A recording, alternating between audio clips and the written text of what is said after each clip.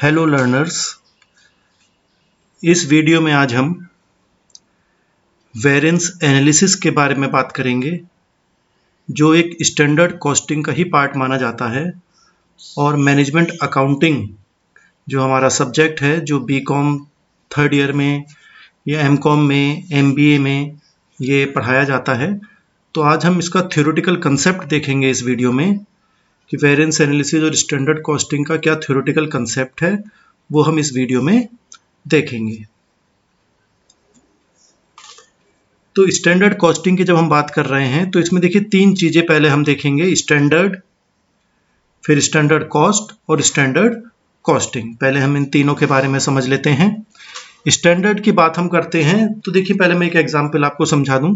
जैसे कि आप किसी क्लास में आप पढ़ते हैं और एग्जाम आने वाले हैं, तो एक आप अपना टारगेट बनाकर रखते हैं कि भाई मुझे 90% नंबर चाहिए। मतलब हम आइडिया लगाते हैं कि हम प्रैक्टिस करेंगे, मेहनत करेंगे तो हमारे 90% आ जाएंगे। लेकिन जब रिजल्ट निकल कर आता है तो हो सकता है आपके 90, तो आपने सोचा है, टारगेट बनाया है, तो आपके 95 आ जाएं या 85 रह जाएं। अब अगर 85 रह गए तो आप ये सोचेंगे कि एक्चुअल तो 85 आए, लेकिन आपने जो टारगेट बनाया था वो 90% का बनाया था। ये जो 90% आपने टारगेट बनाया उसको हम स्टैंडर्ड कहते हैं, कि एक स्टैंडर्ड आपने फिक्स करा कि हमें ये अचीव करना है, ये अटेन करना है, ये हासिल करना है हमें। तो अब एक्चुअल में रह गए 85%, तो वो जो कम रह गए उसका हम कारण पता लगाते हैं कि कहाँ मेहनत में हमारी कमी रह गई।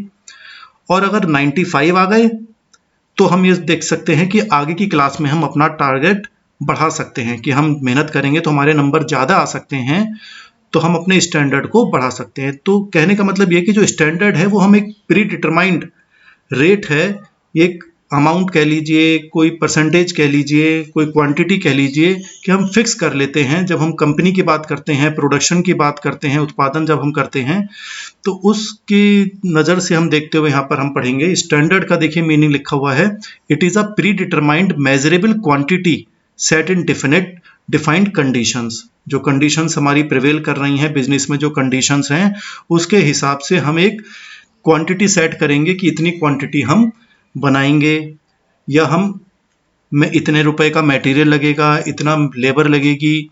तो उस हिसाब से हम सब स्टैंडर्ड फिक्स कर लेते हैं।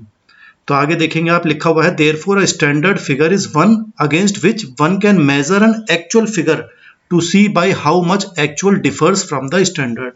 क्योंकि जब एक्चुअल पोजीशन आती है वो तो अलग आती है, और हम स्टैंडर्ड, हमने टारगेट हमने कुछ अलग सोच के रखा है, तो फिर हम उससे कंपेयर करते हैं कि जैसा हमने सोचा, जो हमने स्टैंडर्ड फिक्स करा है, उसके हिसाब से एक्चुअल में कितना अंतर आ रहा है। देखिए प्रोफेसर एरिक एल कोहलर की डेफिनेशन दी गई है, standard is a desired attainable objective, a performance, a goal, a model. यानी कि ये अब जो स्टैंडर्ड हम फिक्स कर रहे हैं, ऐसा ना हो कि नामुमकिन हम स्टैंडर्ड फिक्स कर लें। कोई टारगेट हमने तय करा है तो ऐसा नहीं है कि टारगेट हम अचीव ही ना कर पाएं, तो वो नामुमकिन नहीं होना चाहिए। स्टैंडर्ड जो भी हम फिक्स कर रहे हैं वो मुमकिन होना चाहिए, जो हमारा उद्देश्य है वो पूरा हो सके, या जो हम परफॉर्म करना चाहते हैं, या जो हमने गोल सेट करा है कि भविष्य के लिए हमें, कि एक साल में हमें इतना वर्क करना है, इतना प्रोडक्शन करना है, तो जो गोल हम सेट कर रहे हैं वो स्टैंडर्ड कहा जाता है। स्टैंडर्ड में be used to a pre determined rate और अ प्री डिटरमाइंड अमाउंट और a pre determined cost. Standard किसी भी फॉर्म में हम सेट कर सकते हैं, कि परसेंटेज या रेट हो सकता है, अमाउंट में हम सेट कर सकते हैं, कॉस्ट हम सेट कर सकते हैं कि जो हमारा उत्पादन हो रहा है तो उसकी लागत कम से कम आनी चाहिए, वो स्टैंडर्ड हम फिक्स करेंगे। और अगर ज़्यादा लागत आ जाए तो हमें उसके कारण ढूंढने पड़ेंगे कि हमारी लागत, हमारी कॉस्ट ज़्यादा क्यों आ रही है। तो ये एक छोटा सा कंसेप्ट है स्टैंडर्ड का। आगे देखेंगे स्टैंडर्ड कॉस्ट की बात हम करेंगे, क्योंकि हम यहाँ पे स्टैंडर्ड कॉस्टिंग, हम जो सब्जेक्ट है उसके बारे में हम यहाँ पे डिस्कस कर रहे हैं। तो स्टैंडर्ड कॉस्ट की बात करेंगे, क्योंकि स्टैंडर्ड तो कोई किसी भी फॉर्म में हो सकता है, लेकिन अब हम केवल थोड़ा संकुचित होकर अब हम नैरो उसमें आ गए। स्टैंडर्ड कॉस्ट के बारे में केवल यहाँ पर हम बात करेंगे। Standard cost is a scientifically pre determined cost. ऐसा नहीं है कि ऐसे अंदाजे से लगा देंगे, पूरा टेक्निकली, साइंटिफिकली हम कॉस्ट को डिटरमाइन करते हैं, which is arrived at assuming a particular level of efficiency in utilisation of material, labour and indirect services. यानी कि हमें जो लागत हमें निकालनी है, लागत में क्या आता है, कोई किसी चीज़ का भी हम उत्पादन करते हैं, प्रोडक्शन करते हैं, तो उसमें मटेरियल हमें चाहिए, लेबर चाहिए, बाकी ओवरहेड्स चाहिए, बाकी अदर यानी कि इनडायरेक्ट एक्सपेंसेस जिसे हम कह सकते हैं, फैक्ट्री ओवरहेड्स हैं, ऑफिस ओवरहेड्स हैं, सेलिंग ओवरहेड्स हैं, तो बहुत सारे ओवरहेड्स हो सकते हैं। तो मटेरियल लगता है, डायरेक्ट मटेरियल होगा, डायरेक्ट लेबर होगा और अदर ओवरहेड्स होंगे। तो हमें इनकी कॉस्ट पता लगानी है कि अगर हम ये प्रोडक्शन करें, एक अच्छी एफिशिएंसी से हम काम करें, तो इनकी लागत कितनी होनी चाहिए, कितनी आनी चाहिए, जिससे कि हमें ज़्यादा से ज़्यादा प्रॉफिट हो सके। तो ऐसा हम स्टैंडर्ड फिक्स कर लेते हैं, उसे हम कहते हैं स्टैंडर्ड कॉस्ट। तो स्टैंडर्ड कॉस्ट क्या हो गया, it is a pre determined cost that should be attend under a given set of operating conditions. जो भी हमारी बिजनेस की कंडीशंस हैं उसके हिसाब से हमने कॉस्ट डिटरमाइन कर लेते हैं कि लगभग इतनी कॉस्ट इसकी आनी चाहिए। The main object of standard cost is to look forward and assess what the cost should be as distinct from the cost has been in the past. अब देखिए थोड़ा एक्सपीरियंस हमें होता है, जब हम स्टैंडर्ड फिक्स करेंगे तो हम पीछे देखेंगे कि पिछले वर्ष या उससे पहले कितनी लागत या कितनी कॉस्ट हमारी आ रही थी, उसके हिसाब से हम स्टैंडर्ड फिक्स करते हैं फ्यूचर के लिए कि आगे लगभग इतनी ही कॉस्ट होनी चाहिए। तो देखिए यहाँ पे ICMA लंदन की डेफिनेशन दी गई है, standard cost is the pre determined cost based on a technical estimates. देखिए यहाँ पर टेक्निकल एस्टिमेट, साइंटिफिकली कह लीजिए, टेक्निकली कह लीजिए, हम एस्टिमेट बनाते हैं for materials, labour and overhead for a selected period of time and for a prescribed set of working conditions. यानी कि जो हम स्टैंडर्ड कॉस्ट निकाल रहे हैं, स्टैंडर्ड हम बना रहे हैं, वो एक पर्टिकुलर पीरियड के लिए ही बनेगा। ये नहीं कि जिंदगी भर के लिए हम कॉस्ट बना देंगे। कॉस्ट में तो चेंजेस हो सकते हैं, मटेरियल के प्राइसेस ऊपर नीचे हो सकते हैं, लेबर रेट कम ज़्यादा हो सकते हैं, ओवरहेड्स कम ज़्यादा हो सकते हैं। तो इसलिए हम सिलेक्टेड पीरियड के लिए ही अपना स्टैंडर्ड फिक्स करेंगे और एक प्रिस्क्राइब्ड वर्किंग कंडीशंस के अंदर की ये कंडीशंस हमारी रहेंगी, ये महंगाई का रेट रहेगा, ये हमारी लेबर का एफिशिएंसी रहेगी, ये हमारे सप्लायर्स रहेंगे, ऐसी डिमांड रहेगी, ऐसी सप्लाई रहेगी। मैं सब चीज़ों को ध्यान में रखते हुए, वर्किंग कंडीशंस को देखते हुए हम ये स्टैंडर्ड फिक्स करते हैं। देखिए अदर नेम्स भी दे रखे हैं स्टैंडर्ड कॉस्ट के। स्टैंडर्ड कॉस्ट कह सकते हैं या हम उसको दूसरे नाम दे सकते हैं, प्री डिटरमाइंड कॉस्ट भी कह सकते हैं, बजटेड कॉस्ट कह सकते हैं, प्रोजेक्टेड कॉस्ट कह सकते हैं, मॉडल कॉस्ट कह सकते हैं, मेजर्ड कॉस्ट, स्पेसिफिकेशंस कॉस्ट भी हम कह सकते हैं। डिफरेंट नेम्स हैं इनके, लेकिन जनरली हम इसको स्टैंडर्ड कॉस्ट ही यूज करते हैं। अब थर्ड आता है स्टैंडर्ड कॉस्टिंग। अब जो स्टैंडर्ड कॉस्ट हम बनाएंगे, स्टैंडर्ड कॉस्ट हम डिटरमाइन करेंगे, उस पूरे सिस्टम को हम स्टैंडर्ड कॉस्टिंग कहा करते हैं। देखिए लिख रहा है, standard costing is simply the name given to a technique whereby standard costs are computed. जो स्टैंडर्ड कॉस्ट हम कैलकुलेट करेंगे, साइंटिफिकली कैलकुलेट करेंगे, तो इस पूरी टेक्निक को, क्या क्या हम टेक्निक हम यूज कर सकते हैं स्टैंडर्ड कॉस्ट में, उस पूरी टेक्निक या पूरे सिस्टम को हम क्या कहते हैं, standard costing. And subsequently compared with the actual cost. और फिर हम उसको एक्चुअल कॉस्ट, क्योंकि जो हमने स्टैंडर्ड फिक्स कर लिया कि एक प्रोडक्ट की लागत यानी कॉस्ट 12 रुपए आनी चाहिए, फिर हम उसको कंपेयर करेंगे विद द एक्चुअल कॉस्ट। अब लेकिन लागत आई, एक्चुअल में हुआ 13 रुपए, हमने सोचे थे 12 रुपए आनी चाहिए, लेकिन हमारी लागत आई, कॉस्ट आई एक्चुअल में 13 रुपए।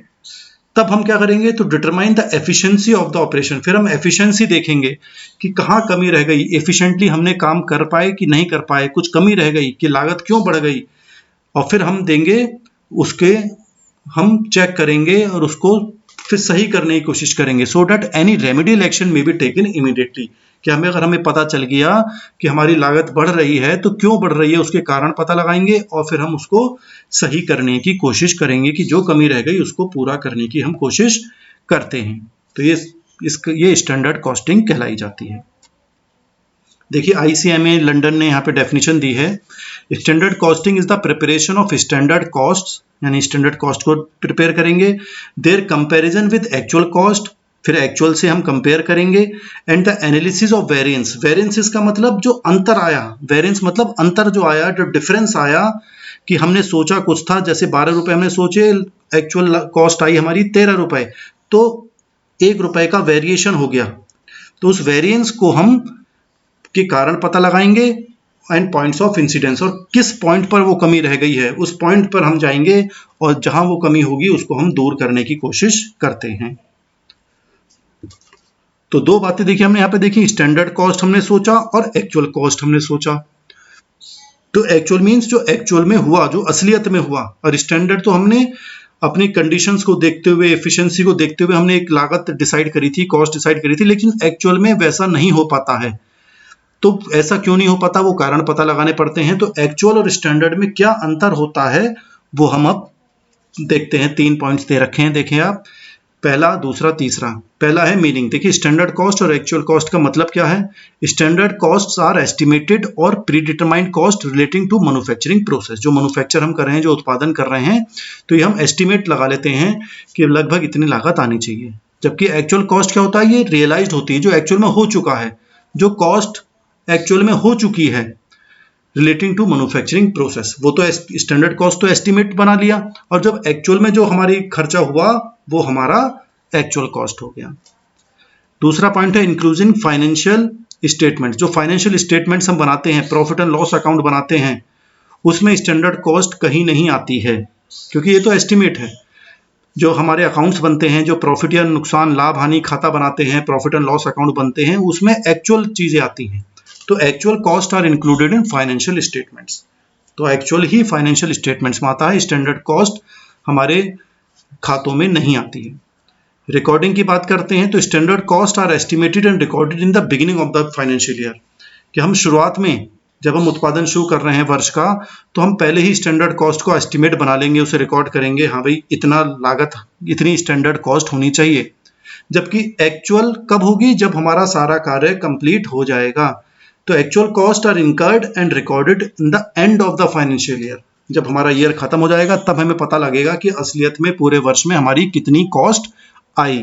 तो स्टैंडर्ड कॉस्ट तो हमने पहले से ही तय कर लिया, लेकिन एक्चुअल कब खर्चा होगा, एक्चुअल की लागत कब आएगी, एक्चुअल लागत जब काम पूरा हो जाएगा। काम कब पूरा हो जाएगा, at the end of the year, जब वर्ष खत्म हो रहा होगा कि इस वर्ष में हमारी एक्चुअल में कितनी कॉस्ट आई और हमने सोचा कितना था, स्टैंडर्ड कितना था वो। तो ये स्टैंडर्ड कॉस्ट हो गया, पहले डिसाइड करते हैं, एक्चुअल कॉस्ट लास्ट तक हमें पता चल पाती है। तो ये मेन डिफरेंस है between standard cost and the actual cost. देखिए स्टैंडर्ड कॉस्ट के फीचर्स या जो कैरेक्टरिस्टिक्स कह देते हैं, फीचर्स देखते हैं कि स्टैंडर्ड कॉस्टिंग में क्या होता है। देखिए बहुत सिंपल लिखा हुआ है, देखिए standard costing is a technique of cost accounting. ये कॉस्ट अकाउंटिंग का सब्जेक्ट होता है, उसमें हम ये पता लगाते हैं कि उसकी टेक्निक मानी जाती है स्टैंडर्ड कॉस्टिंग। कॉस्ट और सर्विस और प्रोडक्ट इज प्रीडिटरमाइंड। तो हम कॉस्ट देखते हैं किसकी, ये ऑफ है, कॉस्ट ऑफ सर्विस और प्रोडक्ट इज प्रीडिटरमाइंड। जो सर्विस हम देने वाले हैं, सर्विस हम प्रोवाइडर हैं या हम प्रोडक्ट बनाते हैं, तो उसकी जो कॉस्ट है वो हम पहले से ही डिटरमाइन कर लेते हैं, पहले से ही पता लगाने की कोशिश करते हैं। और थर्ड पॉइंट है the pre determined cost is known as standard cost. जो पहले से हमने सोच लिया वो स्टैंडर्ड कॉस्ट मानी जाती है। फिर हम देखेंगे actual cost of product and services ascertain. फिर हम एक्चुअल कॉस्ट देखेंगे कि अब जब हमारा उत्पादन हो गया, प्रोडक्ट बन गया, या सर्विस जो हम देने वाले हैं, जैसे इंश्योरेंस सेक्टर है, बैंकिंग सेक्टर है, ये सर्विस सेक्टर कहलाए जाते हैं। तो ये सर्विस देते हैं, लेकिन खर्चा तो इनका भी होता है, लागत तो इनकी भी आती है। तो एक्चुअल में कितनी कॉस्ट आई प्रोडक्ट बनाने में या सर्विस देने में, वो हम पता लगाएंगे। इसके बाद फिर हम कंपेयर करेंगे। The comparison is made between standard cost and actual cost and variances are noted. फिर हमने दोनों को का अंतर देखेंगे कि जैसा हमने सोचा, स्टैंडर्ड जो हमने सोचा वैसा वो क्या है और एक्चुअल में क्या हुआ। फिर हम दोनों का अंतर पता लगाएंगे कि डिफरेंस क्या है दोनों में। तो जो अंतर अगर आता है तो variances are analysed to find out the reason. अब अंतर जो आया उसके हम कारण पता लगाएंगे कि ये कारण क्या क्या रीजंस रहे कि अंतर क्यों आ रहा है। और फिर ये जो अंतर आया है, variances are reported to management in order to take corrective action. और जो एक्शन लिया जाएगा, जो करेक्टिव मेजर्स लिए जाएंगे, वो टॉप मैनेजमेंट या ऊपर जो मिडिल मैनेजमेंट है वो देखेगा।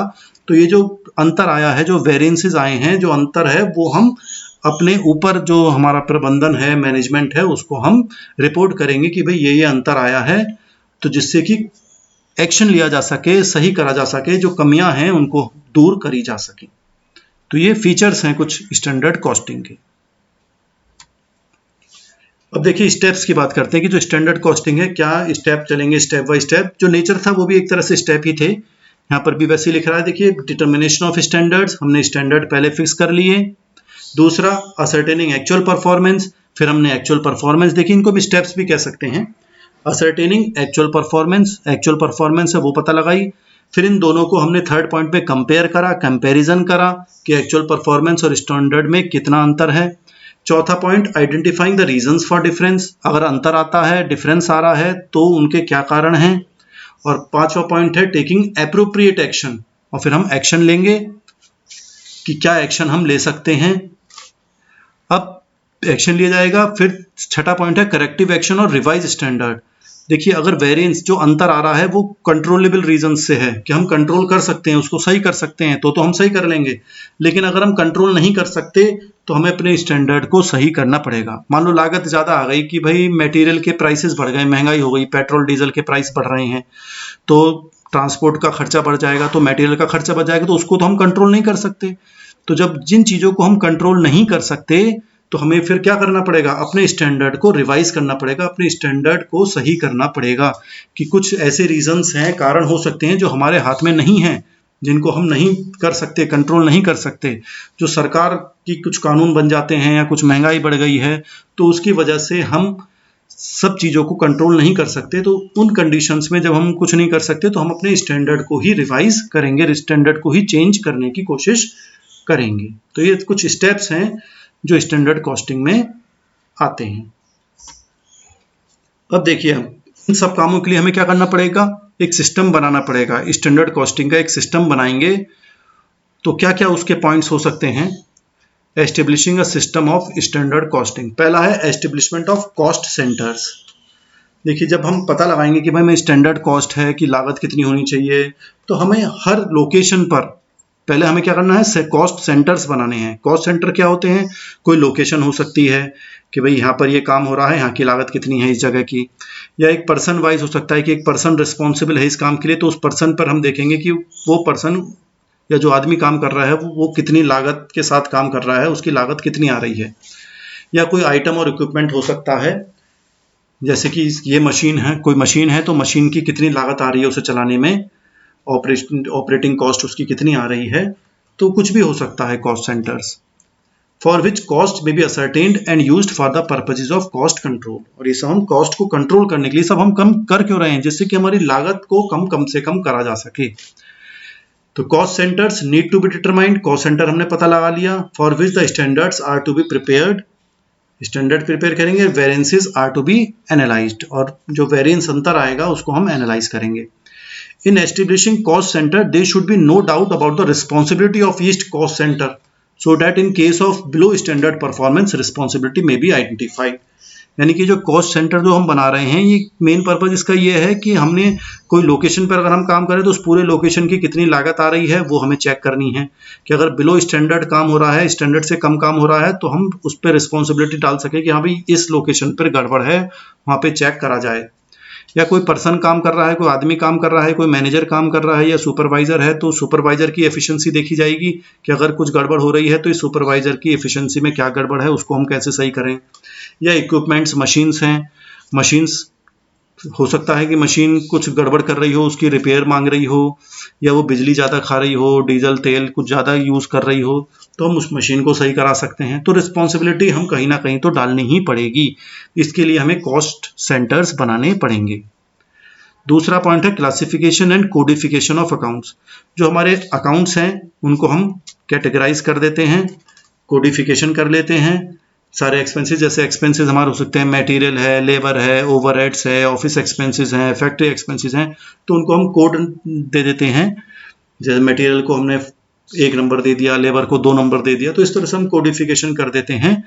और तो जो भी उनके आइटम्स हैं, एक्सपेंसेस, इनकम है, वो एकदम पता चल सकता है कि भाई इस अकाउंट से रिलेटेड गड़बड़ है, तो उसके कोड से हम पता लगा सकते हैं। जैसे मटेरियल भी होता है, तो मटेरियल, अब मान लीजिए आप पेन बनाते हैं, लिखने वाला पेन होता है, अब उसमें मटेरियल देखिए प्लास्टिक चाहिए, ऊपर अंदर इंक चाहिए, इंक के अंदर भी क्या क्या केमिकल्स मिल रहे हैं वो अलग अलग मटेरियल हो सकता है, निब होती है, तो ये बहुत सारे मटेरियल के भी बहुत सारे पार्ट होते हैं, तो उनको हम कोड दे देते हैं जिससे कि हम उनके कैलकुलेशंस करते वक्त, उनकी लागत निकालते वक्त हमें आसानी हो जाती है। तो हम classification and codification of accounts करेंगे। तीसरा होता है टाइप्स ऑफ स्टैंडर्ड्स। स्टैंडर्ड्स भी बहुत तरीके के होते हैं, यहाँ पे देखिए लिखे हुए हैं। देखिए स्टैंडर्ड्स यहाँ पे बेसिकली दो मेन क्लास हमने लिखे हैं। पहला है बेसिक स्टैंडर्ड, कि हम बेसिक स्टैंडर्ड फिक्स कर लेते हैं, तो ऐसा स्टैंडर्ड जो बार बार चेंज नहीं होता है।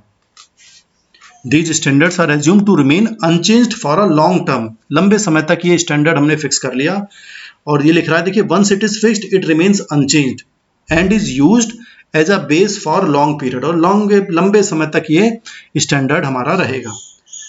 अब लेकिन ये वहीं अच्छा होता है, it is good for the industries where the product costs and product prices continue to be unchanged.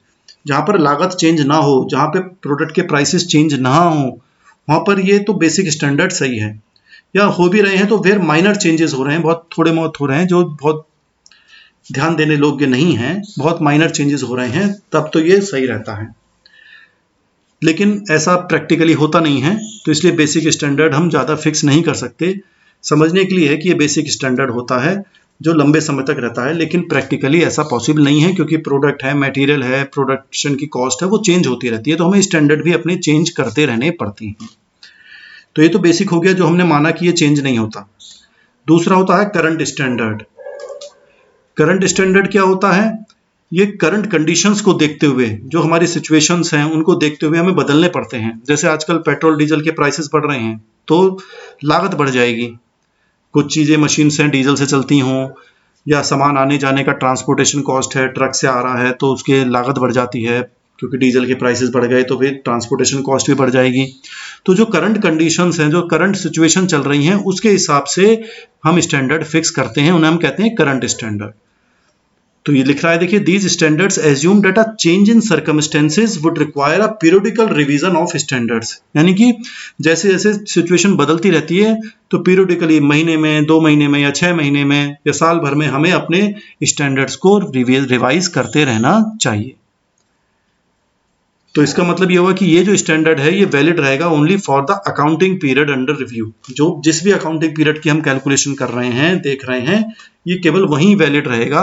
अगले अकाउंटिंग पीरियड में हो सकता है कि सिचुएशंस बदल जाएं, तो स्टैंडर्ड भी बदल जाएगा।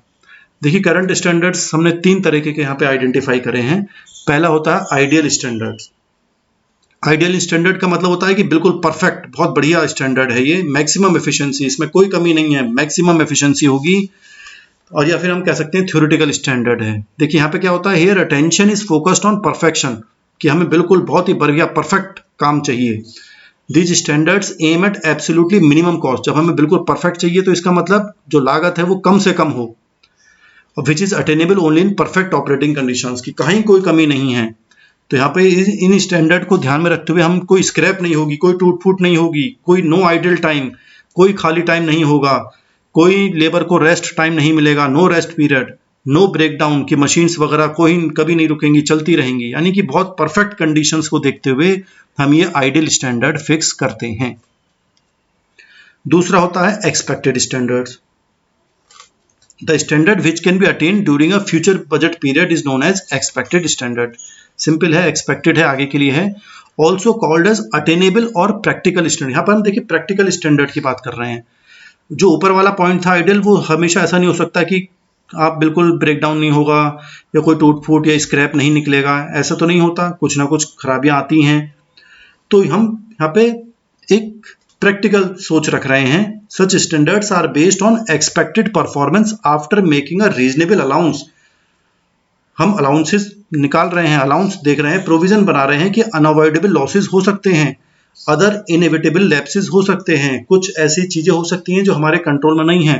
पावर फेलियर हो जाए, कि पूरे एरिया की, पूरे शहर की बिजली खत्म हो गई, तो कुछ देर के लिए काम रुक जाएगा। तो ऐसी जो इनएफिशिएंसी हो सकती है, इनएफिशिएंसी हो सकती है, उनके कारण हमें पहले से ही हमें पता है। ब्रेकडाउन हो सकता है, मशीन खराब हो सकती है, लेबर के साथ प्रॉब्लम हो सकती है, कोई सुपरवाइजर है वो बीमार हो सकता है, कोई भी समस्या हो सकती है, तो उनका भी हम यहाँ पे ध्यान रखते हैं। तीसरा है नॉर्मल स्टैंडर्ड।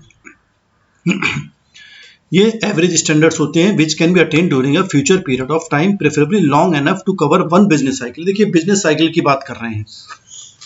जब एक बिजनेस साइकिल होती है, हमारे पास रिसेशन आता है, मंदी का दौर होता है, फिर बूम पीरियड होता है कि फिर डिमांड बढ़ने लगती है, फिर एक सैचुरेशन पॉइंट आता है, फिर धीरे धीरे सामान कम बिकता है, डिमांड कम होने लगती है, तो एक बिजनेस साइकिल कहलाई जाती है पूरी। तो जिसमें हमें बूम पीरियड भी होगा, रिसेशन भी होगा, डिप्रेशन, मतलब सब चीज़ें, परेशानी भी आती हैं, अच्छा समय भी आता है, बुरा समय भी आता है, तो उन सबको कंबाइंड कर लें तो एक बिजनेस साइकिल बन जाती है। तो ये जो स्टैंडर्ड होते हैं ये पूरी बिजनेस साइकिल को कवर करते हुए चलते हैं। तो the standard is thus an average which takes into consideration both boom and depression conditions. जो रिसेशन आ रहा है, डिप्रेशन है, उसको भी ध्यान में रखेंगे। जो अच्छा समय है, जहां डिमांड बहुत ज़्यादा चल रही है, कंपनियां बहुत अच्छा प्रॉफिट कमा रही हैं, तो वो बूम पीरियड है, तो वहाँ उसको भी हम ध्यान में रखेंगे। खराब समय को भी देखेंगे, अच्छे समय को भी देखेंगे। तो सबको ध्यान में रखते हुए ये स्टैंडर्ड फिक्स करे जाते हैं। These standards are not revised until the cycle has run its full course. जब पूरी एक साइकिल कंप्लीट हो गई, रिसेशन से चले, खराब समय से चले, अच्छे समय आया, फिर खराब समय, तो पूरा एक साइकिल बन गई। तो ये पूरी साइकिल का ही हम स्टैंडर्ड यहाँ पे फिक्स करते हैं। तो स्टैंडर्ड्स की बात हो गई। चौथा पॉइंट आता है ऑर्गेनाइजेशन ऑफ और स्टैंडर्ड कॉस्टिंग। जब स्टैंडर्ड कॉस्टिंग है तो इन्हें करने के लिए, स्टैंडर्ड कॉस्ट डिसाइड करने के लिए, डिटरमाइन करने के लिए एक ऑर्गेनाइजेशन होना चाहिए, कमेटियां होनी चाहिए। तो ये सब कमेटी बनाई जाती हैं जिसे हम स्टैंडर्ड कमेटी कहते हैं। इसमें परचेज मैनेजर सामान खरीदते, कि मटेरियल का जो बात होती है कि मटेरियल सस्ता मिल रहा है, महंगा मिल रहा है, या मटेरियल की लागत में अगर कुछ गड़बड़ी आ रही है, तो सबसे ज़्यादा जिम्मेदारी परचेज मैनेजर की होती है कि वो किस तरह से खरीद रहा है, किन सप्लायर से खरीद रहा है। तो परचेज मैनेजर की रिस्पॉन्सिबिलिटी हो सकती है। तो ये स्टैंडर्ड कमेटियाँ बनाई जाती हैं जिसमें परचेज मैनेजर रहेगा, प्रोडक्शन का मैनेजर रहेगा, पर्सनल मैनेजर जो ह्यूमन रिसोर्स मैनेजर होते हैं, time and motion study engineers होंगे, मार्केटिंग मैनेजर होंगे, कॉस्ट अकाउंटेंट होंगे जो कॉस्ट को डिटरमाइन करेंगे। तो ये कमेटी बनाई जाती हैं जिनमें ये सब लोग शामिल होते हैं। और लास्ट में हम स्टैंडर्ड्स को सेट कर लेंगे, सेटिंग ऑफ स्टैंडर्ड्स। ये स्टैंडर्ड कमेटी जब बन जाएगी तो ये स्टैंडर्ड्स बनाएगी। सबके लिए अलग अलग, डायरेक्ट मटेरियल के अलग बनेंगे, लेबर का हिसाब अलग बनेगा, ओवरहेड्स भी हमारे फिक्स्ड ओवरहेड्स होते हैं, वेरिएबल ओवरहेड्स होते हैं। ये तो आप जानते होंगे। देखिए ओवरहेड्स फिक्स्ड होते हैं, वेरिएबल। फिक्स्ड ओवरहेड्स वो होते हैं कि आपका उत्पादन हो रहा है या नहीं हो रहा है, क्या आप 1000 यूनिट बना रहे हैं सामान या 1 लाख बना रहे हैं, खर्चा उतना ही होना है, तो उसे हम कहते हैं फिक्स्ड ओवरहेड्स। जैसे समझ लीजिए मैनेजर साहब बैठे हैं। अब मैनेजर साहब बैठे हैं तो चाहे वो कंपनी में कार बनाने की कंपनी है, मान लीजिए 10 कार बने कि 20 कार बने, तो मैनेजर साहब को तो सैलरी उतनी मिलनी है फिक्स, तो वो खर्चा फिक्स माना जाता है। जबकि वेरिएबल ओवरहेड्स प्रोडक्शन के हिसाब से कम ज़्यादा होते रहते हैं। मान लीजिए ज़्यादा उत्पादन हो रहा है तो लागत ज़्यादा लगेगी, लेबर ज़्यादा चाहिए, मटेरियल ज़्यादा चाहिए, पावर ज़्यादा चाहिए, सब चीज़ ज़्यादा चाहिए, तो उसे हम वेरिएबल ओवरहेड्स कहते हैं। कि अगर ज़्यादा उत्पादन हो रहा है तो खर्चे ज़्यादा होंगे, कम उत्पादन हो रहा है तो खर्चे कम होंगे, उसको हम कहते हैं वेरिएबल ओवरहेड्स। तो वेरिएबल होते हैं, उत्पादन के हिसाब से ऊपर नीचे होते रहते हैं। फिक्स्ड ओवरहेड्स फिक्स रहते हैं, चाहे उत्पादन करें चाहे ना करें, चाहे कम करें या ज़्यादा करें, कुछ खर्चे वो फिक्स्ड नेचर के ही रहते हैं। तो इस तरह से हम स्टैंडर्ड फिक्स कर लेंगे। अब देखिए based of developing standards, material है, लेबर है, ओवरहेड्स है, इनका हमें स्टैंडर्ड फिक्स करना है। तो देखिए क्या पॉइंट लिख रहे हैं। देखिए मटेरियल की बात करते हैं पहले। The direct material price standard is based on a vigilant estimate of all possible price increases, changes in available quantities and new sources of supply in the next accounting period. यानी कि हम material का अगर हम लागत अंदाजा लगाएं कि भाई इस वर्ष हम जो काम करेंगे तो उसमें मटेरियल इतने रुपए का आना चाहिए, इतने प्रति यूनिट मटेरियल हमें या प्रति किलो मटेरियल होना चाहिए। तो ये कैसे डिसाइड करेंगे, तो हम ये देखेंगे कि महंगाई के हिसाब से इतने प्राइस हो सकते हैं मटेरियल के। अभी आज 10 रुपए का है तो हो सकता है पूरे वर्ष में ये 15 रुपए तक पहुंच जाए, तो वो उसे हम ध्यान में रखना है। अवेलेबल क्वांटिटीज़ कितनी मिल सकती हैं। अब जैसे आपने देखा होगा कि कोविड टाइम में ऑक्सीजन की कमी हो गई, तो इसी तरह से हमें मटेरियल का भी देखना है कि मटेरियल हमें अवेलेबल है कि नहीं है। आजकल बहुत सारी टेक्नोलॉजी जो ऐसी आ रही हैं जहाँ पर हमें चाइना से सामान चाहिए, टेक्निक चाहिए, लेकिन अब नहीं मिल पा रही हैं कोविड कंडीशंस की वजह से। तो अवेलेबल क्वांटिटीज़ का भी ध्यान में रखना है और नए सोर्सेज भी देखने हैं कि नए नए सप्लायर आ सकते हैं, तो नए सोर्स हम पता लगाएंगे कि कहाँ कहाँ से हम ये मटेरियल खरीद सकते हैं। तो ये सब चीज़ों को ध्यान में रखते हुए ही स्टैंडर्ड फिक्स करा जाता है। The direct material, second point, the direct materials quantity standard is based on product engineering specifications, the quality of direct material की कितनी क्वांटिटी बननी है उसके बारे में बात हो रही है कि प्रोडक्ट की इंजीनियरिंग किस तरह से होगी, क्या स्पेसिफिकेशन है उसका, डायरेक्ट मटेरियल जो आ रहा है उसकी क्या क्वालिटी है, the age and productivity of machines, machines किस तरह की हैं, नई हाई टेक्नोलॉजी की मशीन है, अच्छी मशीनें हैं तो अच्छी क्वांटिटी बनेगी, अच्छी क्वालिटी बनेगी, and the quality and experience of the workforce, क्योंकि सब स्टैंडर्ड तो हर चीज़ का बनाना है हमें, तो वर्कफोर्स भी देखनी है कि हमारे पास कितने अनुभवी सुपरवाइजर्स हैं, लेबर है, तो अगर अच्छी अनुभवी हैं, अच्छे लेबर है हमारी, तो उसका प्रोडक्ट जो बनेगा वो अच्छी क्वालिटी का बनेगा, अच्छा बनेगा। तो इन सब बातों को ध्यान में रखते हुए हमें मटेरियल्स के प्राइसेस, मटेरियल की क्वांटिटी का स्टैंडर्ड डिसाइड करना है। लेबर की बात करते हैं, थर्ड पॉइंट देखें तो direct labour rate standard is defined by labour union contracts and company personal policies. जो रेट डिसाइड होगा ऐसा नहीं कि आप कुछ भी लेबर को दे देंगे, उनकी यूनियन होती हैं, आपने सुना होगा लेबर की यूनियन होती हैं, मजदूर यूनियन होती हैं, तो वो भी डिसाइड करती है कि हमें मिनिमम इतने वेजेस तो मिलने ही चाहिए, कि एक आदमी अगर मजदूरी कर रहा है तो उसे मिनिमम कम से कम इतनी मजदूरी तो मिलनी ही चाहिए। तो जो यूनियन के साथ आपका कॉन्ट्रैक्ट है कंपनी का, या जो हमारी ह्यूमन रिसोर्स पॉलिसीज या पर्सनल पॉलिसीज हैं, उनको ध्यान में रखते हुए लेबर रेट डिसाइड करा जाएगा, स्टैंडर्ड फिक्स होगा। ऐसी direct labour time standard is based on current time and motion studies. ये हमारी टाइम एंड मोशन स्टडीज होती हैं, तो बहुत बड़ा टॉपिक है, लेकिन टाइम एंड मोशन स्टडी के बारे में बता देता हूँ। बेसिक इसमें होता क्या है कि हमें यहाँ पे टाइम डिसाइड होता है कि हर मोशन पर, हर एक्टिविटी पर कितना टाइम यूटिलाइज होता है, वो एक टाइम एंड मोशन स्टडी से हम पता लगा लेते हैं कि भाई अगर ये उत्पादन हो रहा है तो यहाँ से यहाँ तक जाने में, एक स्टेप से दूसरे स्टेप में जाने में कितना टाइम लगेगा, पूरा प्रोडक्ट बनने में कितना टाइम लगेगा, कि एक प्रोडक्ट बनने में 1 दिन लगता है कि 2 घंटे लगते हैं कि 4 घंटे लगते हैं कि 1 दिन या 2 दिन लगते हैं, तो वो टाइम एंड मोशन स्टडीज से पता लगाते हैं। और machines and records of their past performance, और पिछली परफॉर्मेंस कैसी है उसका भी रिकॉर्ड हम देखते हैं, तो उसके हिसाब से हम टाइम का स्टैंडर्ड फिक्स करेंगे कि ये प्रोडक्शन, ये उत्पादन इतने टाइम में हो जाना चाहिए, ऐसा स्टैंडर्ड हम फिक्स करेंगे। फिफ्थ पॉइंट है वेरिएबल ओवरहेड्स की बात करते हैं। तब standard variable overhead rate and standard fixed overhead rate are found by dividing total budgeted variable and fixed overheads by an appropriate application base। कि जो भी एप्लीकेशन हम यूज कर रहे हैं या जो भी हम उत्पादन करेंगे, जितनी क्वांटिटी वगैरह बनेगी उसके हिसाब से हम डिवाइड करते हैं सारे एक्सपेंसेस को, तो स्टैंडर्ड रेट निकल कर आ जाएगा कि प्रति यूनिट कितना वेरिएबल ओवरहेड रेट रहना चाहिए या फिक्स्ड ओवरहेड रेट होना चाहिए। तो इन तरीके से हम अपने स्टैंडर्ड को डेवलप करते हैं। तो ये स्टैंडर्ड कॉस्टिंग कहाँ एप्लीकेबल होती है, एप्लीकेशन की बात करते हैं तो देखिए क्या लिख रहा है, use of standard costing can be used more effectively in industries which have standardised repetitive nature of operations. जहाँ पर स्टैंडर्ड, हम वहाँ पे ज़्यादा अच्छा रहता है स्टैंडर्ड बनाना, जहाँ पर जिन इंडस्ट्रीज में एक जैसी नेचर का ही काम हो रहा है कि डेली हमें वही काम करना है या हर वर्ष वही काम करना है, तो रेपिटेटिव नेचर है, बार बार रिपीट हो रहा है वो काम, तो स्टैंडर्ड हमने एक बार फिक्स कर लिया, सही है। लेकिन अगर हमारा डेली नई नई चीज़ें बन रही हैं, आज हम कुछ बना रहे हैं, कल कुछ और उत्पादन कर रहे हैं, परसों कुछ और कर रहे हैं, तो वहाँ पर ये फिर स्टैंडर्ड बार बार बनाना आसान नहीं हो पाता है। तो स्टैंडर्ड्स हम फिक्स वहीं करते हैं जहाँ पर रिपीट होती हैं ऑपरेशंस हमारे। It is also rememberable that it is a special technique to control cost. Purpose क्या है, देखिए कॉस्ट को कंट्रोल करना है कि हमने स्टैंडर्ड फिक्स करा, पहले हमने देखा था स्टैंडर्ड फिक्स करा और एक्चुअल कंपेयर करा कि एक्चुअल में कितना हुआ। तो अगर एक्चुअल में खर्चा ज़्यादा आ रहा है तो हमें कारण पता लगाने पड़ते हैं, और उन कारणों के पता लगाने के बाद जो कमियां हैं उनको दूर करनी पड़ती हैं, तो इससे कि लागत ज़्यादा ना बढ़े। तो इसलिए मेन पर्पस हमारा क्या होता है, कॉस्ट कंट्रोल होता है। And can be use in conjunction with any other system, और जो और सिस्टम है उसके साथ ही स्टैंडर्ड कॉस्टिंग भी एप्लीकेबल होता है, चाहे जॉब कॉस्टिंग है, प्रोसेस कॉस्टिंग है, कॉन्ट्रैक्ट कॉस्टिंग है, ये सब आप वीडियोस देख सकते हैं इनकी।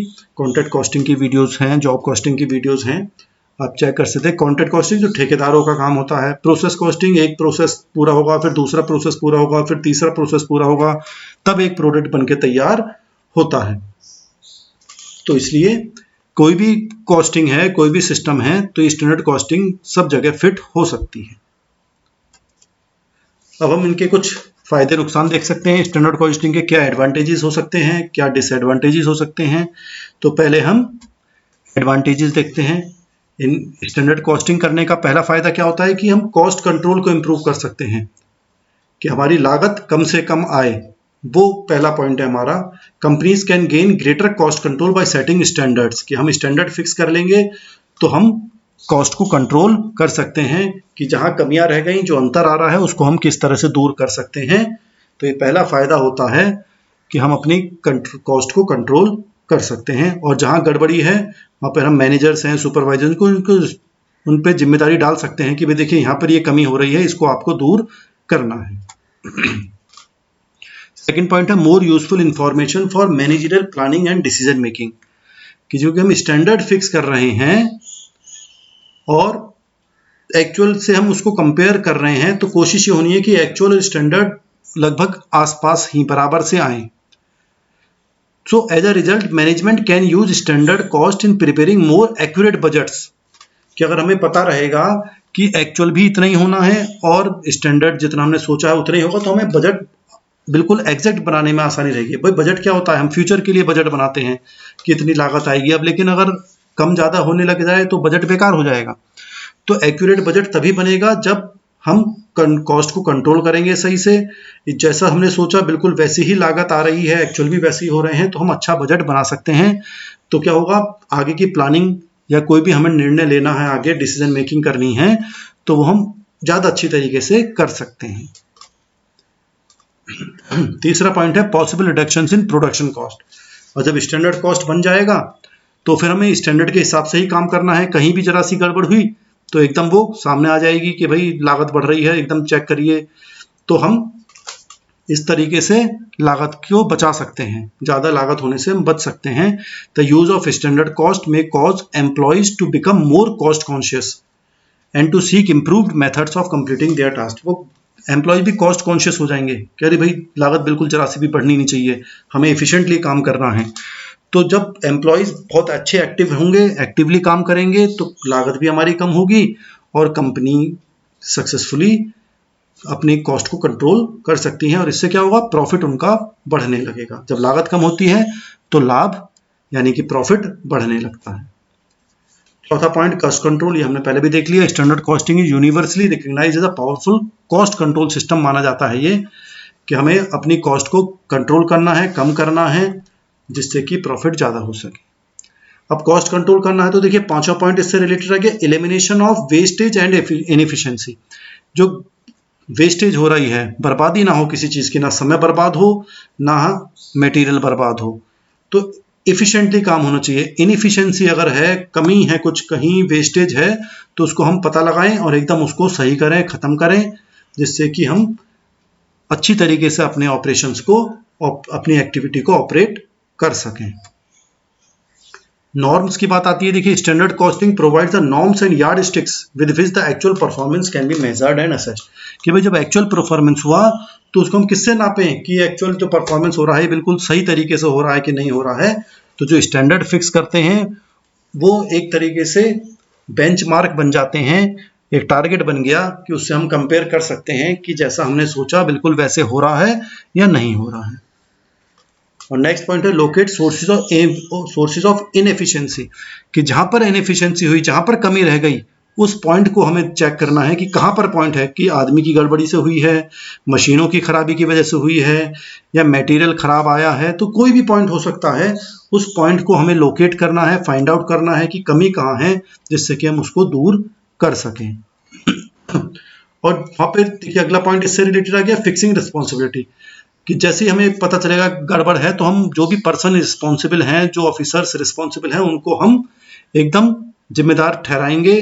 उन्हें हम पनिशमेंट भी दे सकते हैं, उन्हें हम मोटिवेट कर सकते हैं, या उन्हें हम ट्रेनिंग दे सकते हैं। तो इसलिए यहाँ पर जिम्मेदारी आप हटा नहीं सकते, जिम्मेदारी से भाग नहीं सकते। हर ऑफिसर, हर आदमी की जिम्मेदारी है कि उसे अपना काम सही तरीके से करना है। अगर कहीं भी गड़बड़ होती है तो वो उसके लिए खुद रिस्पॉन्सिबल माना जाएगा। नाइन्थ पॉइंट है improved in methods and operations. जो मेथड्स ऑपरेशंस हैं उनको हम चेक करते रहेंगे कि कहाँ गड़बड़ी हो रही है। कुछ हमारा सिस्टम सही नहीं हो पा रहा है, गड़बड़ हो रही है, मटेरियल हमें बहुत दूर से लाना पड़ता है प्रोडक्शन के समय, तो बेटर है कि हम पहले से ही उसे ला के रख लें।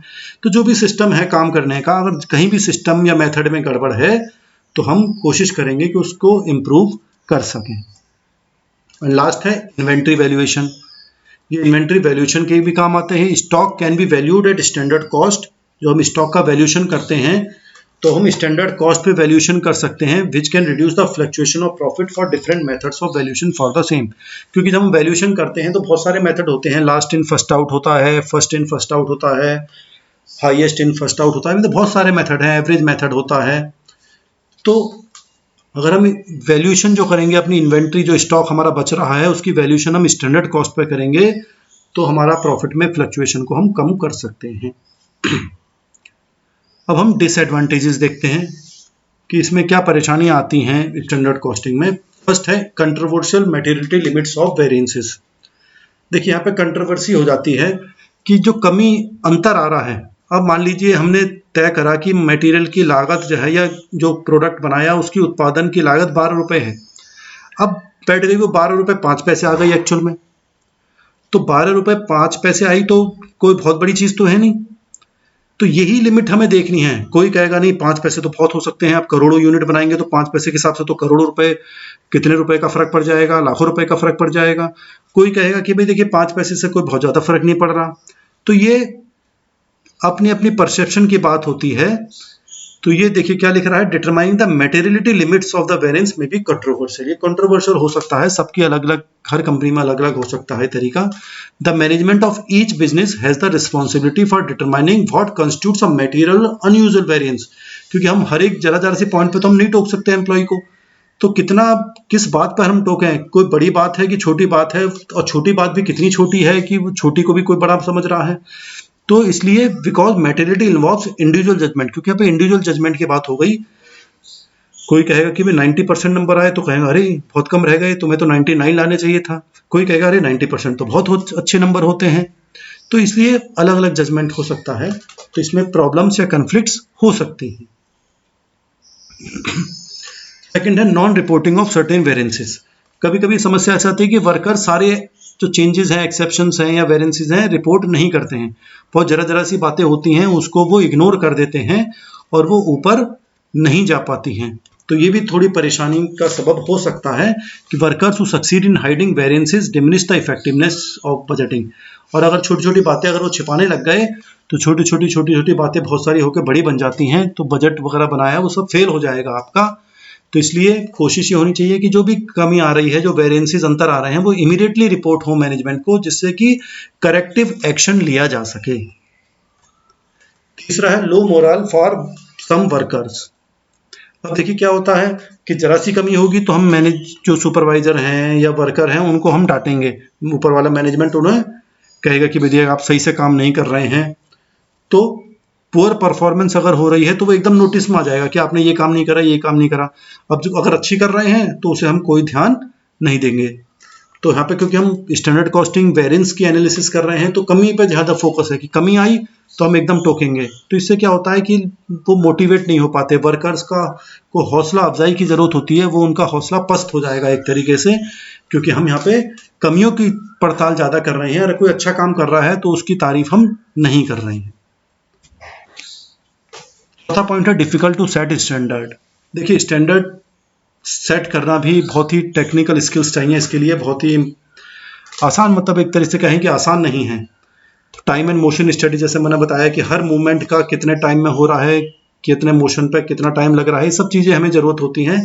तो इन स्टडीज़ की बहुत ज़रूरत होती है कि हमें इन सब स्टडीज़ करनी पड़ेंगी, सारी स्किल्स डेवलप करने पड़ते हैं, तभी हम स्टैंडर्ड फिक्स कर सकते हैं। इसके लिए क्वालिफाइड पर्सन्स होनी चाहिए, तभी वो स्टैंडर्ड फिक्स हो पाएगा। Problem in fixing responsibility. अब किसको जिम्मेदार ठहराना है, जो कमी आ रही है उसमें किसको जिम्मेदार ठहरा जाए, ये भी आसान नहीं है। वेरिएंसेस देखिए वैसे हम आगे पढ़ेंगे, लेकिन यहाँ पे देखिए लिख रहा है दो तरीके के बता रखे हैं, कंट्रोलेबल एंड अनकंट्रोलेबल वेरिएंसेस। तो standard costing is applicable only for controllable variances, कि जिनको हम कंट्रोल कर सकते हैं, कि अगर कोई गड़बड़ी आई है, कुछ अंतर आ रहा है कि हमारी लागत बढ़ रही है, तो अगर हम उसे कंट्रोल कर सकते हैं तब तो वहां पर हम कंट्रोल कर लेंगे। लेकिन कुछ चीजें जैसे मैंने बताया, महंगाई बढ़ रही है, डीजल बढ़ रहे हैं, तो मटेरियल के प्राइसेस बढ़ रहे हैं, तो उसमें तो आप क्या कंट्रोल कर पाएंगे, कुछ नहीं कर पाएंगे। तो स्टैंडर्ड कॉस्टिंग वहीं एप्लीकेबल हो पाएगी जहां पर हम कॉस्ट को कंट्रोल कर सकते हैं, वेरिएंसेस को कंट्रोल कर सकते हैं कि जो गड़बड़ी है या कोई अंतर है उसको हम कंट्रोल कर सकें, तो वहीं स्टैंडर्ड कॉस्टिंग एप्लीकेबल हो पाएगी। नेक्स्ट पॉइंट है चेंजिंग स्टैंडर्ड ऑफ टेक्नोलॉजी। अब स्टैंडर्ड हम फिक्स कर रहे हैं लेकिन फ्रीक्वेंट चेंजेस होते रहते हैं टेक्नोलॉजी में, तो वहाँ पर स्टैंडर्ड कॉस्टिंग उतना सक्सेसफुल नहीं हो पाता है, क्योंकि बहुत सारी एकदम चेंजेस आ जाते हैं टेक्नोलॉजी में। इंफॉर्मेशन कम्युनिकेशन टेक्नोलॉजी हमारी देखिए कितनी तेजी से बढ़ रही है, या और सब चीज़ें हैं, मोबाइल्स में हैं, लैपटॉप्स में हैं, कंप्यूटर्स में आप देखें नई नई टेक्नोलॉजी एकदम आ जाती हैं कि पुरानी सब बेकार हो जाती हैं। तो ऐसी जगह पर एकदम रोज रोज स्टैंडर्ड फिक्स करना आसान नहीं हो पाता है। तो इसलिए देखिए इससे रिलेटेड अगला पॉइंट आता है एप्लीकेबिलिटी, की जो स्टैंडर्ड कॉस्टिंग है वो फिर जहां नॉन स्टैंडर्ड प्रोडक्ट्स हैं, जहां पर रोज चेंजेस होके बन रहे हैं, डिमांड के हिसाब से बन रहे हैं, कोई कस्टमर कहता है कि हमें इस हिसाब से चीजें चाहिए, कोई कस्टमर कहता है हमें इस हिसाब से चीज चाहिए, तो हर इसके हिसाब से काम करना है, तो फिर अलग अलग सबकी लागत रहेगी, अलग अलग स्टैंडर्ड फिक्स करने पड़ेंगे, तो ये प्रॉब्लम हो जाती है। तो इसलिए जहां पर रिपीट नहीं हो रही है चेंजेस, जहां पे एक जैसा काम नहीं हो रहा है, वहां पर स्टैंडर्ड फिक्स करना आसान नहीं होगा। जैसे पहले ही बताया, फिर रिपीट हुआ है point, affect moral of employees, क्योंकि जब हम गड़बड़ काम करेंगे, खराब काम हो रहा है, तो उनका मोरल डाउन हो जाएगा एम्प्लॉइज का, वो उतने मोटिवेट नहीं हो पाते हैं। तो अच्छा काम हो रहा है तो ठीक है, कहीं भी गड़बड़ हो गई तो उसकी डांट पड़ेगी, और डांट पड़ती है तो उनकी हौसला अफजाई नहीं हो पाती है, तो वो मोटिवेट नहीं हो पाते एम्प्लॉइज अच्छा काम करने के लिए।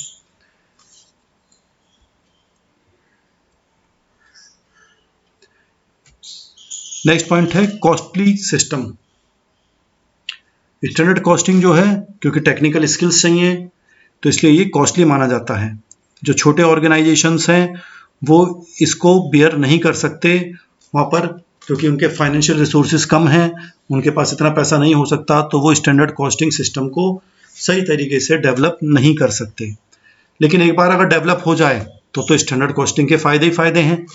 लेकिन बड़ी कंपनियां तो इसको स्टैंडर्ड कॉस्टिंग को, क्योंकि अच्छी टेक्निकल स्किल्स चाहिए, अच्छे अच्छे एम्प्लॉयज़ हायर कर सकती हैं, बड़े बड़े मैनेजर्स एक्सपर्ट्स को वो रख सकती हैं। लेकिन छोटी कंपनियां जो हैं वो इतना खर्चा नहीं उठा सकती, तो उन कंडीशंस में वहाँ पर स्टैंडर्ड कॉस्टिंग उतनी सफल नहीं हो पाती। अब देखिए, जब स्टैंडर्ड कॉस्टिंग की बात हो गई, हम वेरिएंस की बात करते हैं। जो एनालिसिस हमने करी, जो स्टैंडर्ड से एक्चुअल में जो अंतर आया उसे हम वेरिएंस कहते हैं। जो अंतर है वो वेरिएंस कहा जाता है। फिर हम उसकी एनालिसिस करेंगे। अब देखिए क्या मतलब है, देखिए समझ लें। वेरिएंस एनालिसिस क्या है? It is the crux of standard costing system. जो स्टैंडर्ड कॉस्टिंग है उसका ही मेन पार्ट है ये वेरिएंस एनालिसिस। वेरिएंस होता क्या है, मैंने अभी आपको बताया कि जो हमने स्टैंडर्ड फिक्स करा, स्टैंडर्ड जो परफॉर्मेंस है और जो एक्चुअल परफॉर्मेंस है उसमें जो अंतर है, कि जैसा हमने सोचा वैसा नहीं हुआ, चाहे अच्छा हुआ हो चाहे बुरा हुआ हो, लेकिन बिल्कुल एग्जैक्ट जैसा सोचा वैसे नहीं हुआ, तो जो अंतर है उसे हम वेरिएंस कहा करते हैं।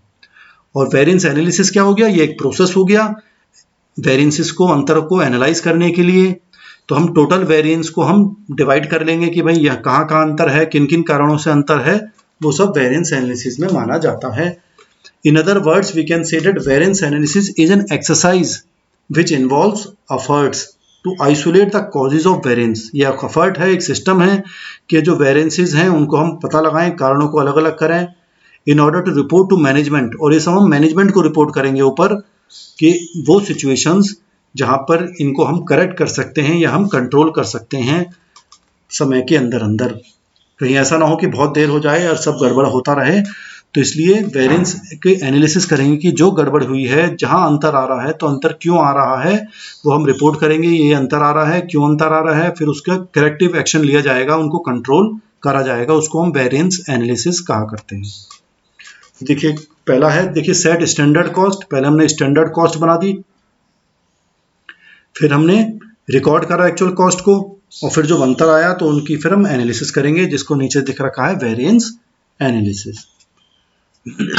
तो वेरिएंस एनालिसिस में देखिए तीन चीजें इन्वॉल्व हो रही हैं। सबसे ऊपर देखेंगे आप तो लिख रहा है कंप्यूटेशन ऑफ इंडिविजुअल वेरिएंसेस के अलग अलग मटेरियल। अब जैसे प्रोडक्ट की कॉस्ट बढ़ी है तो वो कई कारणों से हो सकती है, मटेरियल की वजह से हो सकती है, लेबर की वजह से हो सकती है, या अन्य खर्चों की वजह से हो सकती है। तो हम कंप्यूटेशन ऑफ इंडिविजुअल वेरिएंसेस करेंगे कि एक एक वेरिएंस का पता लगाएंगे, उनको कैलकुलेट करेंगे। दूसरा उल्टे हाथ पे देखेंगे आप तो determination of the causes of each variance, फिर हम उनके कॉजेज को पता लगाएंगे कि वेरिएंस जो अंतर आया है उन किन किन कारणों से आया है। और फिर थर्ड है डिस्पोजिशन ऑफ वेरिएंसेस की वेरिएंसेस को हम कैसे, अब हम कहाँ लिखें, क्या करें, कैसे उसे खत्म करें। तो ये सब चीजें वेरिएंस एनालिसिस में शामिल होती हैं। अब वेरिएंसेस भी बहुत तरीके के हैं। देखिए ऊपर 4 तरीके दे रखे हैं, functional basis, on result basis, on controllable basis, on measurement basis. ये 4 हैं। इनके अंदर 2-2 पॉइंट दे रखे हैं। फंक्शनल के 2 हैं, रिजल्ट के 2 पॉइंट दे रखे हैं, कंट्रोलेबल बेसिस के 2 हैं, मेजरमेंट बेसिस के 2 हैं। तो इनको हम डिटेल में पढ़ते हैं अभी आगे। देखिए पहला है फंक्शनल बेसिस, इसमें 2 कॉस्ट वेरिएंस दे रखे हैं, cost variance and sales variance. तो फंक्शनल बेसिस पर 2 तरीके के वेरिएंस है। पहला है cost variance. Cost variance means कि कॉस्ट में जो अंतर आ रहा है, कॉस्ट में अंतर मीन्स जो स्टैंडर्ड कॉस्ट है और जो एक्चुअल कॉस्ट है उसमें अंतर आ रहा है, उसे हम कॉस्ट वेरिएंस कहा करते हैं। सेल्स वेरिएंस क्या होता है? सेल्स वेरिएंस जैसे हमने बजट में सोचा कि हम इस वर्ष इतनी बिक्री करेंगे, इतनी सेल्स करेंगे, लेकिन एक्चुअल में सेल अलग हुई, चाहे वो ज्यादा हुई हो चाहे कम हुई हो, उसकी बात हम नहीं कर रहे, लेकिन जैसा हमने सोचा बिल्कुल एग्जैक्ट उतनी सेल्स नहीं हुई, तो वो सेल्स वेरिएंस कहा जाता है। अब सेल्स वेरिएंस के कई कारण हो सकते हैं कि भाई सेल उसके हिसाब से क्यों नहीं हुई, कि सेलिंग प्राइस पे फर्क हो सकता है, प्राइसेस डाउन या ऊपर हो सकते हैं, सेल्स का मिक्सचर ऊपर नीचे हो सकता है कि हम डिफरेंट प्रोडक्ट्स, कई प्रोडक्ट बनाते हैं, पहले हमने सोचा था कि पहला प्रोडक्ट ज़्यादा बिकेगा, दूसरा कम बिकेगा, हो सकता है दूसरा प्रोडक्ट ज़्यादा बिका हो लेकिन वो सस्ता हो, तो सेल्स पे फर्क पड़ जाएगा। तो ये सब चीज़ें सेल्स वेरिएंस के कारण हो सकते हैं कि सेल्स में अंतर आ सकता है। दूसरा है classification result basis. Result basis के हिसाब से हम फेवरेबल और अनफेवरेबल वेरिएंसेस को कहा करते हैं। फेवरेबल बैलेंस का मतलब होता है कि फेवर में है, कि फेवर का मतलब जो प्रॉफिट हमारा ज्यादा हो जाए।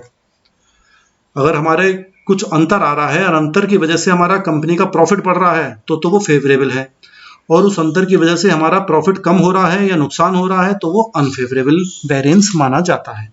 देखिए लिख रहा है any variance that has a favourable effect on profit is favourable variance, यानी एक्चुअल कॉस्ट कम है, स्टैंडर्ड कॉस्ट है, जब एक्चुअल कॉस्ट कम आएगी तो क्या होगा, प्रॉफिट बढ़ेगा, लागत कम हो रही है तो प्रॉफिट हमारा बढ़ेगा।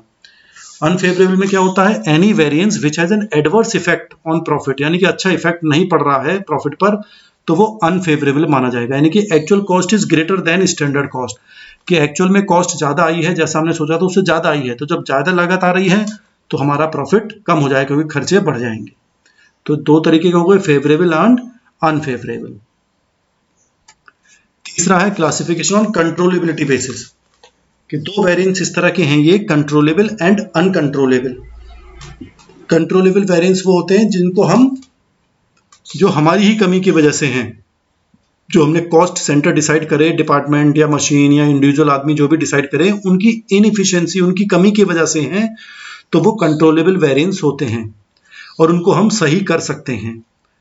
जैसे for example, if actual quantity of material used is more than the standard quantity, the concern foreman would be responsible for it. जो फोरमैन है, जो पर्सन काम कर रहा है, वो रिस्पॉन्सिबल माना जाएगा अगर मटेरियल की क्वांटिटी ज्यादा लग रही है जैसे सोचा गया, तो वो उसको बताया जाएगा, उसको ट्रेनिंग दी जाएगी, उसको हिदायत दी जाएगी कि आप मटेरियल को सही तरीके से यूज करें, वेस्टेज ना करें, और जितना स्टैंडर्ड फिक्स है उतना ही मटेरियल उसमें यूज होना चाहिए। तो उनको सही कर सकते हैं, कंट्रोलेबल है, अपने हाथ में है ये। लेकिन कुछ होती हैं अनकंट्रोलेबल, ये हमारे हाथ में नहीं होती हैं, डिपार्टमेंट या कंपनी के हाथ में नहीं होती। जैसे मैंने बताया मटेरियल के प्राइसेस बढ़ गए, तो ये हमारे हाथ में नहीं है, तो किसी इंडिविजुअल या डिपार्टमेंट को हम इसका उत्तरदायी नहीं कर सकते, किसी का उत्तरदायित्व नहीं है, ये तो अनकंट्रोलेबल है, ये किसी के हाथ में नहीं है। तो यहां पर स्टैंडर्ड कॉस्टिंग का रोल ज्यादा नहीं होता है। फोर्थ पॉइंट है क्लासिफिकेशन ऑन मेजरमेंट बेसिस। यहाँ पे एब्सोल्यूट और रिलेटिव है। अगर हम एब्सोल्यूट का मतलब होता है जो हम टर्म्स में, मनी के टर्म्स में हम डिसाइड कर रहे हैं कि लागत का अंतर जो आया वो 5 रुपए आया, जो स्टैंडर्ड और एक्चुअल, तो 5 रुपए जो आया वो मनी के टर्म्स में है, तो वो एब्सोल्यूट माना जाता है। और अगर हम परसेंटेज में कन्वर्ट कर दें कि स्टैंडर्ड कॉस्ट का इतने परसेंट, 10 रुपए स्टैंडर्ड कॉस्ट सोची और 5 रुपए का अंतर आ गया, तो यानी कि 50% का अंतर हो गया। तो अगर हम परसेंटेज में अगर किसी चीज को देखते हैं तो उसे हम रिलेटिव वेरिएंस कहा करते हैं। तो ये 4 तरीके के क्लासिफिकेशन हमने वेरिएंसेस के यहाँ पर देखे। देखिए एक एग्जाम्पल भी हमने ले रखा है। देखिए एक कंपनी 10,000 यूनिट्स बनाती है और उसने स्टैंडर्ड फिक्स करा है, the companies standard indicate it should have used ₹40,000 of material. यानी कंपनी ने स्टैंडर्ड फिक्स करा कि 40,000 रुपए का मटेरियल लगाया जाएगा, लेकिन एक्चुअल में लग गया 48,000 रुपए का मटेरियल। समझे क्वेश्चन को? वो 10,000 यूनिट बनानी है उसको, और उसने सोचा कि 10,000 यूनिट बनाने में 40,000 का मटेरियल लगेगा, लेकिन एक्चुअल में लगा वो 48,000 रुपए का। तो वेरिएंस एनालिसिस क्या करेगा? यहाँ पे क्या एनालिसिस हमें करनी होगी? तो देखिए पहले तो हमने पता लगाया कि there is an 8,000 rupees unfavourable variance. देखिए लागत बढ़ रही है तो अच्छी बात तो नहीं है, तो ये अनफेवरेबल वेरिएंस हो गया जिसकी एनालिसिस करनी जरूरत है। सेकंड पॉइंट है, ये 8,000 का variance can be separated into price variance and a quantity variance, कि जो 48,000 का मटेरियल लगा है जिसमें 8,000 फालतू का जो आ रहा है वो किन कारणों से हुआ? कि मटेरियल के प्राइसेस बढ़ गए, उस वजह से ही 8,000 रुपए की लागत ज्यादा आई, या प्राइस ना बढ़े हो, क्वांटिटी बढ़ गई हो कि ज्यादा मटेरियल यूज हो गया, तो या तो मटेरियल ज्यादा यूज हो गया या वो महंगा मिला हमें, तो उनकी भी जांच पड़ताल करने की आवश्यकता है। थर्ड पॉइंट है, देखिए द प्राइस वेरिएंस अगर है तो हम कैसे पता लगेगा? The price variance identifies whether the actual cost per rupee of the input was more और लेस देन द प्लान्ड और स्टैंडर्ड कॉस्ट पर रुपी। जो स्टैंडर्ड हमने फिक्स करा था कि प्रति यूनिट या प्रति इकाई इतने रुपए का मटेरियल मिलेगा, तो उसके हिसाब से मिल पाया एक्चुअल में कि नहीं मिल पाया, ज्यादा रहा कम रहा। ऐसी क्वांटिटी का वेरिएंस हम पता लगा सकते हैं कि जो एक्चुअल क्वांटिटी लगाई गई वो कम या ज्यादा लगाई गई, जैसा स्टैंडर्ड हमने फिक्स करा था उसके हिसाब से मटेरियल की क्वांटिटी, मटेरियल ज्यादा खर्च हुआ या कम खर्च हुआ, तो वो वेरिएंस एनालिसिस करके पता लगाया जा सकता है। और जब गड़बड़ियां पता लग जाएंगी तो हम करेक्टिव मेजर्स ले सकते हैं। देखिए यहाँ पर क्या पता लगाया हमने? देखिए वेरिएंस क्या हो सकता है? फेवरेबल हो सकता है, अनफेवरेबल हो सकता है। अगर एक्चुअल परफॉर्मेंस अच्छी हो रही है तो फेवरेबल वेरिएंस है, एक्चुअल परफॉर्मेंस खराब हो रही है तो वो अनफेवरेबल हो जाता है। यहाँ पर हम ये ध्यान रखेंगे जब हम न्यूमेरिकल प्रॉब्लम्स करेंगे, न्यूमेरिकल सवाल करेंगे, तो फेवरेबल वेरिएंस अगर प्लस में आंसर आ रहा है तो वो फेवरेबल माना जाता है, माइनस में आंसर आ रहा होता है तो वो अनफेवरेबल भी माना जाता है। जो बुक्स में लिखा होता है कहीं कहीं पॉजिटिव या नेगेटिव लिखा होता है, तो पॉजिटिव का मतलब होता है फेवरेबल वेरिएंस, नेगेटिव का मतलब होता है अनफेवरेबल वेरिएंस। तो वेरिएंस एनालिसिस की कहाँ जरूरत पड़ रही है, क्या महत्व है इसका, ये हम और देख लेते हैं। तो पहला पॉइंट है, variance analysis aids efficient budgeting activity as management wishes to have lower deviations from the planned budgets. क्योंकि जब हम बजट बनाते हैं तो मैनेजमेंट चाहता है कि जैसे हमने बजट बनाया है बिल्कुल वर्ष वो उसी बजट के हिसाब से काम होना चाहिए। तो बजट तो पहले ही बन जाता है वर्ष के शुरुआत में, तो गड़बड़ी अगर हो रही है तो हम, अगर हमारा वेरिएंस एनालिसिस सिस्टम अच्छा है कि हम जो कमी आएंगे उसको हम एकदम पकड़ लेंगे, एकदम सही कर लेंगे, तो बजट हमारा लंबे समय तक बिल्कुल वैसे ही चलेगा। तो मैनेजमेंट की हिसाब से बजट हमारा चलता रहेगा जैसे प्लान करा है। तो wanting a lower deviation usually leads managers to make detailed and forward looking budgetary decisions. कि अगर डेविएशन जो अंतर है वो कम हो रहा है तो मैनेजमेंट अच्छा बजट आगे बना सकता है, अच्छे डिसीजंस ले सकता है। Variance analysis acts as a control mechanism. Control mechanism तो है ही कि जो कॉस्ट है उसको कंट्रोल करने की बात आती है कि जो कमियां रह जाती हैं उनको दूर करा जा सकता है, कि जो डेविएशन है, जो अंतर आ रहा है, जो वेरिएंस आ रहा है, उसको कैसे कंट्रोल करा जाए, उसको कैसे अवॉइड करा जाए। तो समय समय पे एकदम चेकिंग चलती रहती है कि कहाँ कोई गड़बड़ी है तो उसको एकदम दूर करा जा सके। थर्ड है, variance analysis facilitates assigning responsibility and engages control mechanism on departments where it is required. यानी कि हम रिस्पॉन्सिबिलिटी डाल सकते हैं, जिम्मेदारी से कोई नहीं भाग पाएगा, हर चीज पर जिम्मेदारी लग रहेगी, चाहे वो मशीन पर हो, चाहे लेबर पर हो, चाहे किसी भी चीज पर हो, सुपरवाइजर से, मैनेजर से रिलेटेड, फोरमैन से रिलेटेड, सबके ऊपर जिम्मेदारी रहती है कि उन्हें अपना काम जैसे स्टैंडर्ड फिक्स है उसके हिसाब से ही करना है। तो बिल्कुल वैसे ही चलेगा तो हम कॉस्ट को कंट्रोल कर सकते हैं, जो कमियां हैं उनको दूर कर सकते हैं, अपनी एफिशिएंसी बढ़ा सकते हैं। कुछ लिमिटेशंस भी हैं। देखिए 2 लिमिटेशंस हमने देखी हैं वेरिएंस एनालिसिस की। पहला है बेस्ड ऑन फाइनेंशियल रिजल्ट्स। यहाँ पर ये लिखा हुआ है कि वेरिएंस एनालिसिस कब पता चलेगा। मान लो हमें सेल्स वेरिएंस देखना है कि सेल में क्या कमी रह गई, तो सेल जब वर्ष खत्म हो जाएगा तभी तो पता चलेगा कि पूरे वर्ष में कितनी सेल हुई और हमने सोचा कितना था। तो एक गैप लंबा हो जाता है ये कि हमने स्टैंडर्ड तो सोचा 1 महीने पहले या 1 साल पहले या क्वार्टरली हम 3-3 महीने कह रहे हैं तो 3 महीने पहले सोचा और उसका रिजल्ट आ रहा है 3 महीने बाद या साल भर बाद, तो जो गैप हो जाता है तो उसमें फिर जब लंबा गैप हो जाता है तो हम करेक्टिव एक्शंस उस हिसाब से नहीं ले पाते हैं। तो इसलिए वेरिएंस एनालिसिस की ये कमी है कि हम एकदम नहीं पता लगा सकते कि कहाँ कमी, क्योंकि रिजल्ट आने में टाइम लगता है। फाइनेंशियल रिजल्ट सब प्रॉफिट एंड लॉस बनेगा, लाभ हानि खाता बनेगा, तब हमें पता चलेगा कि प्रॉफिट कितना हुआ, मटेरियल टोटल कितना लगा, तो ये सब चीज़ें लंबा समय हो जाता है, तो उस समय फिर जो इसका उद्देश्य है वो उतना पूरा नहीं हो पाता है। सेकेंड पॉइंट है फर्दर इन्वेस्टिगेशन रिक्वायर्ड। अब वेरिएंस एनालिसिस तो हम कर रहे हैं, once performed only provides an amount indicating the change in profit और revenue. The decisions cannot be based on just this little bit of information। कि फिर पता लगा लिया कि प्रॉफिट हमने चेक करा कि भाई इस वर्ष हमने सोचा था 1 लाख का प्रॉफिट होगा, हुआ हमारा 90,000 का प्रॉफिट, तो 10,000 का प्रॉफिट कम हो गया। अब ये तो पता लग गया, लेकिन इससे काम थोड़ी चलेगा। अब जो 10,000 का प्रॉफिट हो, इसलिए हमें यहाँ पे फर्दर इन्वेस्टिगेशन करनी है, आगे एक्स्ट्रा जांच पड़ताल हमें करनी है कि 10,000 प्रॉफिट जो कम हुआ वो किन कारणों की वजह से हुआ। तो जो अंतर आ रहा है वो क्या है, क्यों आ रहा है, भी सेल्स गड़बड़ हो गई, लागत हमारी बढ़ गई, या लोगों ने सही से काम नहीं करा, या मशीन्स वगैरह हमारी सही से नहीं चल पाई, जो अच्छा काम नहीं हो पाया, तो बहुत सारे रीजंस हो सकते हैं, तो उसका इन्वेस्टिगेशन करनी जरूरत होती है। और variance analysis useless without further investigation of such differences, कि जो अगर डिफरेंसेस का हम सही से एनालिसिस नहीं कर पाएंगे तो वेरिएंस एनालिसिस का कोई फायदा नहीं है, और इन सब कामों में हमें टाइम लग जाता है, तो इसका जो मेन उद्देश्य है वो उतना पूरा नहीं हो पाता है, लेकिन फिर भी ये बहुत ज़्यादा अच्छा माना जाता है कॉस्ट कंट्रोल करने के लिए।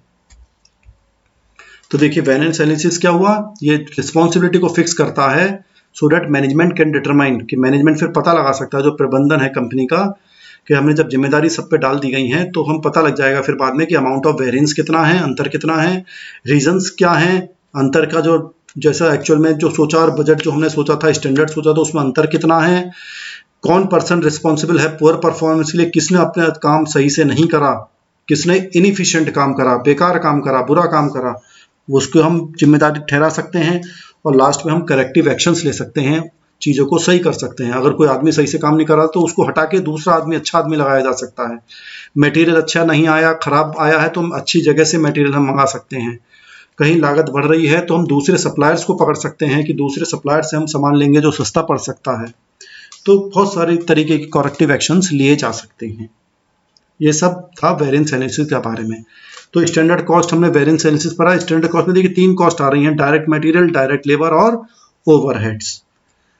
जो वेरिएंसेस की हम कैलकुलेशन करेंगे, देखिए कैलकुलेशन ऑफ वेरिएंसेस, तो जो अंतर आ रहा है, क्योंकि हम कॉस्ट की बात कर रहे हैं, तो कॉस्ट में देखिए 3 आइटम नीचे आ रहे हैं। शुरू से देखते हैं पहले तक। Total cost variance is the difference between standard cost for actual output and the actual total cost, कि जो एक्चुअल आउटपुट हुआ, मान लीजिए हमने 1000 यूनिट बनाई एक महीने में, तो 1000 यूनिट के लिए हमने कितना सोचा था स्टैंडर्ड और एक्चुअल में कितना हुआ, उसका जो अंतर है उसे हम कॉस्ट वेरिएंस कहा करते हैं।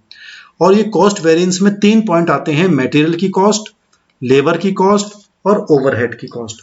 तो मटेरियल कॉस्ट वेरिएंस हो गया एक पहला पॉइंट, दूसरा लेबर कॉस्ट वेरिएंस हो गया, और तीसरा ओवरहेड कॉस्ट वेरिएंस हो गया। देखिए चार्ट में भी देख सकते हैं, जो टोटल कॉस्ट है उसमें 3 आ गए, material cost variance, labour cost variance और ओवरहेड कॉस्ट वेरिएंस। तो 3 जो वेरिएंस है, इन तीनों को हम अलग अलग तरीके से पढ़ेंगे, अलग अलग वीडियोज में इनको हम पढ़ेंगे आगे। पहले आप इतना समझ लीजिए, जब अगली वीडियो आएगी तो उसमें हम ये मटेरियल कॉस्ट वेरिएंस के बारे में बात करेंगे कि कैसे हम न्यूमेरिकल प्रॉब्लम्स करेंगे, कैसे मटेरियल कॉस्ट वेरिएंस पता लगाएंगे, कैसे कैलकुलेट करेंगे, ये हम अगली वीडियो में देखेंगे।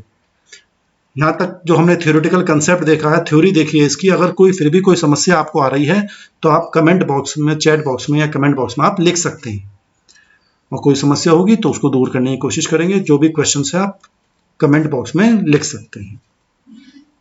Thank you.